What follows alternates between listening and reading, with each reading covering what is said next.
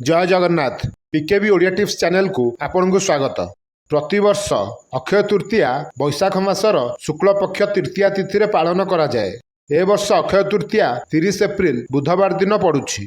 अक्षय तृतीया एपरि एक जुगादी तिथि जहाँ सबु प्रकार शुभ काम शुभ समय भाव में विवेचना करा जाइछि। एही दिन आपण जेकोसी शुभ काम करती पूजा उपवास दान व्रत करती ताहार फलस्वरूप अनंत वृद्धि और अक्षय फल मिलता है बोली विश्वास करा जाए। हिंदू धर्म रे अक्षय तृतीयार विशेष महत्व रही। सत्ययुग और त्रेतया युग यही अक्षय तृतीया ही आरंभ होइथिला। अक्षय तृतीया दिन भगवान विष्णु परशुराम अवतार ग्रहण करथिले। महाभारत युद्ध मध्य एही दिन शेष होइथिला। सेथिपाई अक्षय तृतीया दिनटी बहुत शुभ फलदायी होता है। ए वर्ष अक्षय तृतीया दिन बहुत दुर्लभ शुभयोग मध्य पड़ुछि। तेबे चलंतु आजिर एई भिडियो रे आमे माने जानि नेबा अक्षय तृतीया दिन केउ केउ शुभयोग पड़ुछि, केउ शुभ समय रे अक्षय तृतीया पूजा करिबा, एही दिन सुना और अन्य जिनिस सबु किनिबा पई केउ समय बहुत शुभ अटे। अक्षय तृतीया दिन भगवान विष्णु और देवी लक्ष्मी पूजा करिवार परंपरा अछि।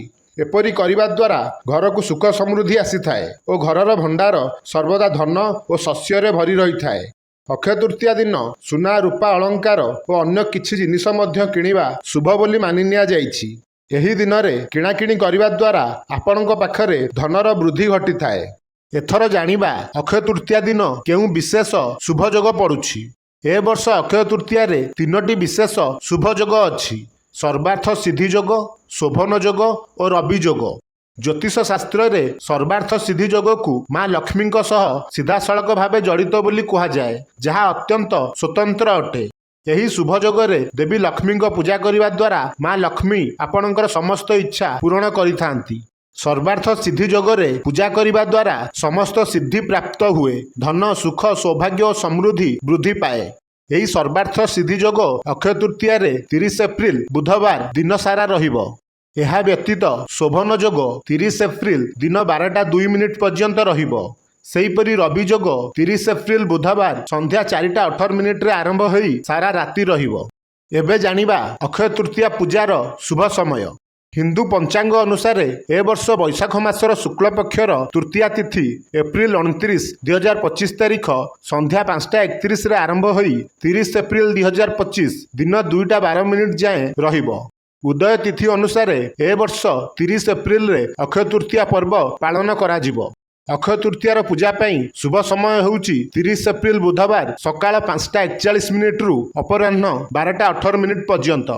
एही समय रे अक्षय तृतीयार पूजा करिबा बहुत भल और फलप्रद होता है। एथर चलंतु जानिबा अक्षय तृतीया दिन सुना किनिबार शुभ समय। अक्षय तृतीया दिन सुना किनिबार विशेष महत्व रही थाए। एही दिन सुना किनिबा द्वारा धन रे चिरस्थायी वृद्धि घटी थाए।